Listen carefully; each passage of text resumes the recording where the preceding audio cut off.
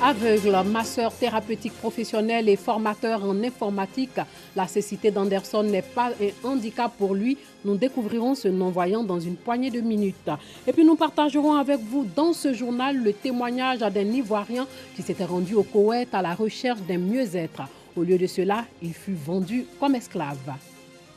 Bonsoir et bienvenue dans le 19h. Anderson Yao est non-voyant, mais sa cécité ne l'a pas empêché d'être masseur thérapeutique professionnel. Pas seulement, il est aussi formateur en informatique.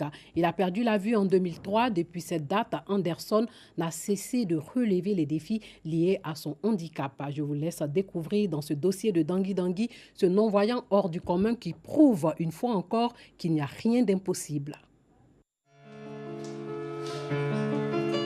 Anderson Yao est un aveugle bien connu à la Sikoji Saint-André, dans la commune de Yopougon. Il est tout aussi bien connu comme un masseur thérapeutique efficace et professionnel.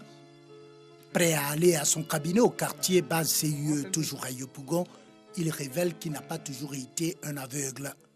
Ma vue baissait de jour en jour. Donc je suis parti à l'hôpital. Ils n'ont pas pu définir la maladie. Il m'a dit qu'on avait fait l'opération, mais ça n'a rien changé puisque ma vue a beaucoup baissé. Donc j'ai préféré laisser. Donc c'est en 2003 j'ai perdu totalement la vue. Les efforts de sa mère pour sauver la vue de son enfant ont été vains. Ce fut d'abord un choc. Quand il partait au marché, deux fois c'est lui qui m'accompagne au marché. Un jour il m'a dit que maman, je vois flou. Je l'ai emmené à l'hôpital. On a soigné jusqu'à... Il y a payé ordonnance, ils ont fait jusqu'à... Ça n'allait pas.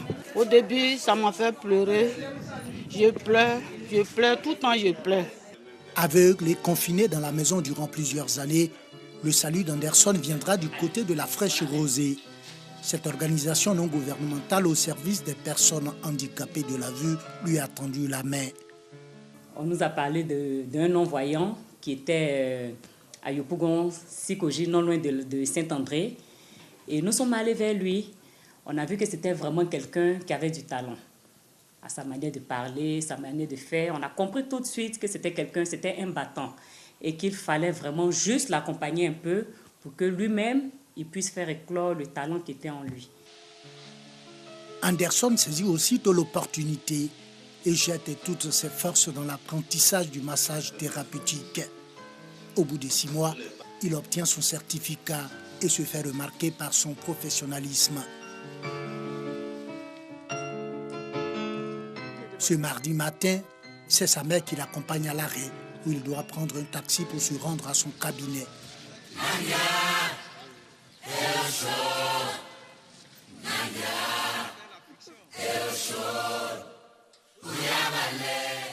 À peine arrivé, Anderson reçoit la cliente qui l'attendait.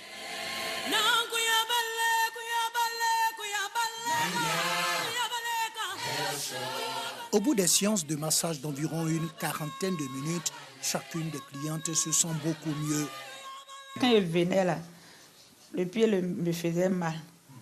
Maintenant, quand il a massé, je suis soulagée, ça va. En tout cas, il masse bien, il prend son temps, il masse jusqu'à ce que tu ne sens plus de douleur. Dieu l'a inspiré, puisque avec son handicap, il n'est pas resté les bras croisés, il fait un métier, un travail, c'est bon. Pour ce non-voyant, le massage thérapeutique n'est pas seulement un métier, c'est surtout une passion. J'ai choisi le massage parce que j'ai aimé. Il y a longtemps, mais je voulais faire ça, mais comme je n'avais pas les moyens pour le faire, donc c'est ce qui a fait entraîner un peu. J'ai vu de mon métier de masseur thérapeute. Ça arrive à occuper mes besoins. Mais le massage ne saurait épuiser ni sa vie, ni son potentiel. Anderson donne des cours d'informatique à d'autres non-voyants. J'ai appris ça à la Fraîche Rosée ici. Puisque j'ai appris aussi, donc c'est pour partager la connaissance que j'ai appris à mes frères et sœurs.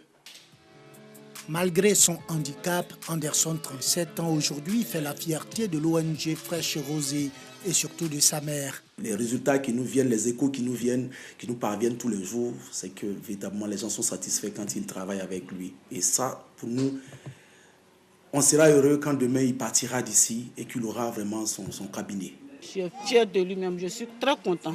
Il ne voit pas, mais il sort, il soigne les gens, il s'en va maxer les gens, il vient, il me donne à manger. Moi, mais quelqu'un qui ne voit pas. Et puis lui-même, il se débrouille, ce n'est pas facile.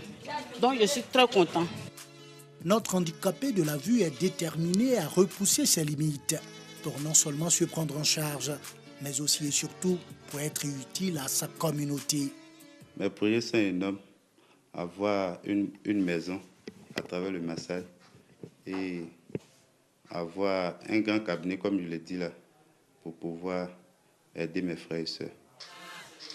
Masseur thérapeutique, formateur en informatique, Anderson est un aveugle convaincu que perdre la vue, ce n'est pas perdre la vie. Il n'y a rien d'impossible, vraiment. 15 ouvriers d'une compagnie de réparation navale apprennent à lire et à écrire à partir de smartphones, une première. Ils se sont familiarisés avec les chiffres et les lettres pendant 4 mois. Nou Sangaré nous parle de ce projet initié par la direction de l'alphabétisation et de l'éducation non formelle. Olivier, menuisier dans une compagnie de réparation navale depuis plus d'une vingtaine d'années. Pour des problèmes financiers, il n'a pas eu la chance de connaître le chemin de l'école. Ne sachant ni lire ni écrire, Olivier est obligé de solliciter l'aide de ses collègues pour remplir certains documents. Lors de mon embauche, quelqu'un qui ne sait pas lire et écrire, il ne fait qu'observer et signer des documents. Pourquoi? Parce qu'il veut tout simplement être embauché. Ou soit, s'il y a certains documents à signer, je suis obligé de faire... appeler l'un de mes collègues, au moins tu es allé à l'école, lui faire part de ce document pour qu'il puisse voir qu'est-ce qu'il y a à l'intérieur de ce document. Et c'est comme ça que je travaille ici, c'est comme ça que je... Marié et père de 4 enfants, Olivier, la quarantaine révolue, a décidé de suivre des cours d'alphabétisation pour se mettre à niveau. Si je vais avoir honte pour dire que à mon âge, ils vont me voir en train de vraiment apprendre encore à lire et à écrire. Vraiment, je n'aime pas tenir compte de cela parce que je me suis dit, ne pas savoir lire et écrire, c'est encore plus mauvais. Après 4 mois de formation, Olivier peut s'estimer heureux. Il sait désormais lire et écrire. Cela grâce à un projet d'alphabétisation. Madame la directrice de l'alphabétisation, chère maman, nous sommes heureux de vous voir parce que vous nous avez aidé à réaliser qu'on peut à tout âge apprendre. Comme lui, ils sont nombreux, ces ouvriers de la compagnie des réparations navales qui ont pu bénéficier de la phase pilote de ce projet d'alphabétisation dont l'innovation majeure, l'apprentissage par le mobile. Pour la démonstration, je vais prendre la lettre I. Répète après moi. I. Je peux écrire mon nom aujourd'hui, je peux écrire bateau, je peux écrire ce que les petits trucs. Donc je trouve que vraiment c'est l'essentiel. Mais je souhaite que mon patron n'a qu'à continuer encore pour qu'on avance. Le fait d'avoir, de maîtriser l'écriture, la lecture, ça va leur permettre de progresser dans leurs fonctions. C'est l'assurance d'avoir du personnel bien formé qui fait correctement les différents travaux qui lui sont assignés. Le projet a été rendu possible grâce à la direction de l'alphabétisation et de l'éducation non formelle. Vous avez vu vous-même les résultats probants que nous avons pu obtenir. Quelqu'un qui ne savait pas lire et écrire, qui aujourd'hui lit un discours, qui déchiffre un discours, qui déchiffre un texte, c'est formidable. Ce projet est un outil indispensable de la lutte contre l'analphabétisme dont le taux en Côte d'Ivoire est estimé à 43,8% selon le ministère de l'Éducation nationale. Fini la phase pilote entreprise. Dans les prochains jours, le projet s'étendra sur le territoire national, a indiqué la directrice de l'alphabétisation et de l'éducation non formelle. Le reportage de nous Sangaré était commenté par Parga Sorokone. Il y a 4 ans, Hervé Ndrikwaku s'envolait pour le Koweït pour fuir la précarité. Mais c'était le début de son calvaire, lui qui croyait y trouver un Eldorado. Il fut vendu comme esclave dans ce pays arabe du Golfe Persique. Pendant 6 mois, ce jeune Ivoirien de 35 ans va vivre l'enfer du désert koweïtien.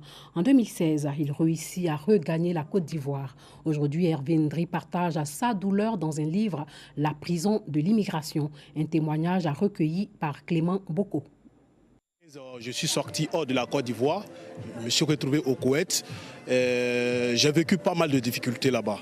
Donc depuis que je suis rentré en Côte d'Ivoire, j'ai décidé de mener cette lutte pour sensibiliser notre jeunesse, surtout d'éviter d'emprunter le chemin de l'immigration clandestine. C'est aux étudiants d'une grande école de la commune de Yopougon que Hervé Ndrikwaku, la trentaine révolue, est venu rendre son témoignage.